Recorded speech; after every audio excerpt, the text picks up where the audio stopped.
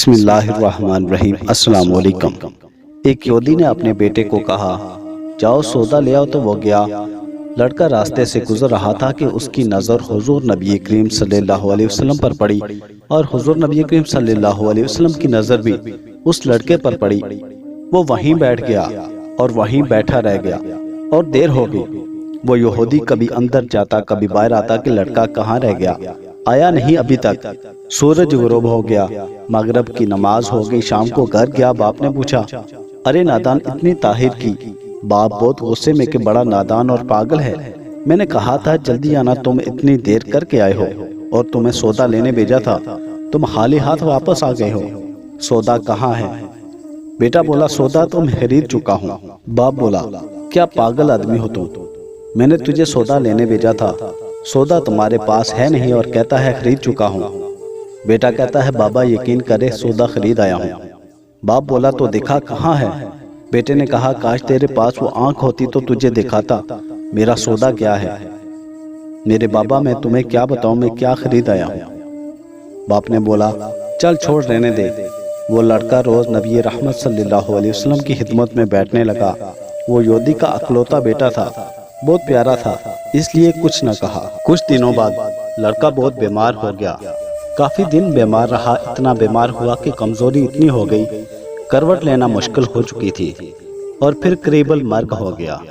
یہودی بہت پریشان تھا، پھر بھاگا بھاگا حضور نبی کریم صلی اللہ علیہ وسلم کی بارگاہ میں گیا اور بولا میں آپ کے پاس آیا ہوں، آپ تو جانتے ہی ہیں میں یہودی ہوں، مجھے آپ سے کوئی اتفاق نہیں، مگر میرا لڑکا آپ کو دل دے گیا ہے اور قریب المرگ ہے، آپ کو رات دن یاد کر رہا ہے، کیا ممکن ہے آپ اپنے اس دشمن کے گھر آ کر اپنے معشوق عاشق کو ایک نظر دیکھنا پسند کرو گے؟ کیا یہ آرزو پوری ہو جائے گی کہ وہ مرنے سے پہلے آپ صلی اللہ علیہ وسلم کا دیدار کر لے؟ وہ کسی اور چیز کی آرزو نہیں کر رہا۔ آپ صلی اللہ علیہ وسلم نے یہ نہیں فرمایا میں جاؤں گا یا نہیں جاؤں گا، آپ صلی اللہ علیہ وسلم نے فرمایا ابو بکر اٹھو، عمر اٹھو، علی چلو، چلیں عثمان آؤ، باقی جو بھی ہیں سب چلیں، آپ کے عاشق کا دیدار ہم بھی کریں، اپنا دیدار اس سے دیتے ہیں، آخری لمحہ ہے، آنکھیں بند کرنے سے پہلے اسے ہم کچھ دینا چاہتے ہیں، چلو چلتے ہیں۔ یہودی کے گھر پہنچے تو لڑکے کی آنکھیں بند تھی۔ حضور صلی اللہ علیہ وسلم کا سراپا کرم ہی کرم ہے، لڑکے کی پیشانی پر آپ صلی اللہ علیہ وسلم نے اپنا دست اقدس رکھا، لڑکے کی آنکھیں کھل گئی جیسے زندگی لوٹ آئی ہو، جسم میں طاقت آ گئی، ناتوانی میں جوانی آئی، آنکھیں کھلی، رخ مصطفیٰ صلی اللہ علیہ وسلم پر نظر پڑی، ہلکی سی چہرے پر مسکراہٹ آئی، لب کھل گئے، مسکراہٹ پھیل گئی۔ حضور صلی اللہ علیہ وسلم نے فرمایا بس اب کلمہ پڑھ لو۔ لڑکا اپنے باپ کا منہ تکنے لگا تو وہ یہودی بولا میرا منہ کیا تکتا ہے، ابو القاسم محمد ابن عبداللہ صلی اللہ علیہ وسلم جو کہتے ہیں کر لو۔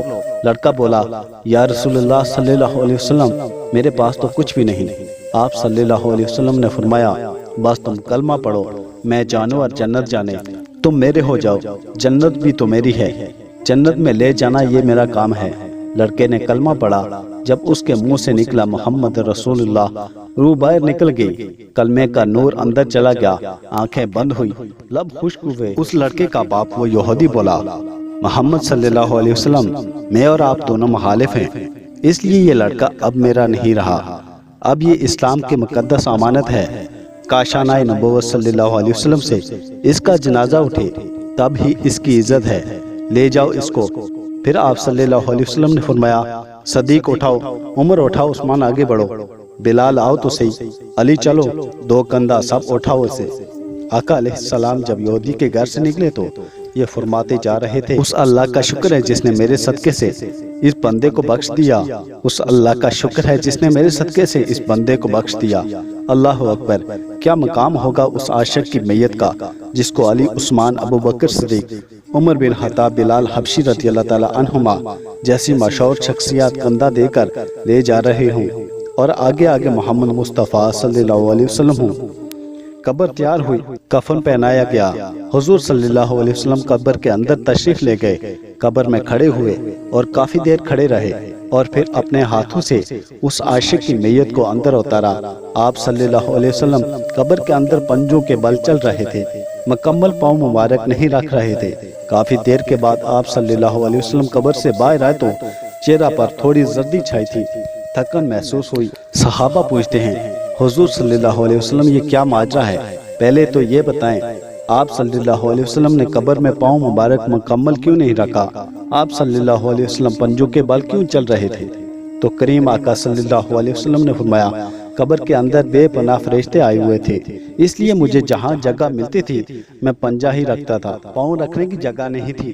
میں نہیں چاہتا تھا کہ کسی فرشتے کے پاؤں پر میرا پاؤں آ جائے۔ پھر صحابہ نے پوچھا، آپ صلی اللہ علیہ وسلم قبر کے اندر کیوں گئے؟ ہمیں کہتے ہم چلے جاتے۔ تو سبحان اللہ خوبصورت جواب دیا کہ میں نے اس لڑکے کو بولا تھا نا، تیری قبر کو جنت بناؤں گا، تو اب اسی قبر کو جنت بنانے قبر کے اندر چلا گیا تھا۔ تو پھر حضور صلی اللہ علیہ وسلم اتنے تھکے ہوئے کیوں ہیں؟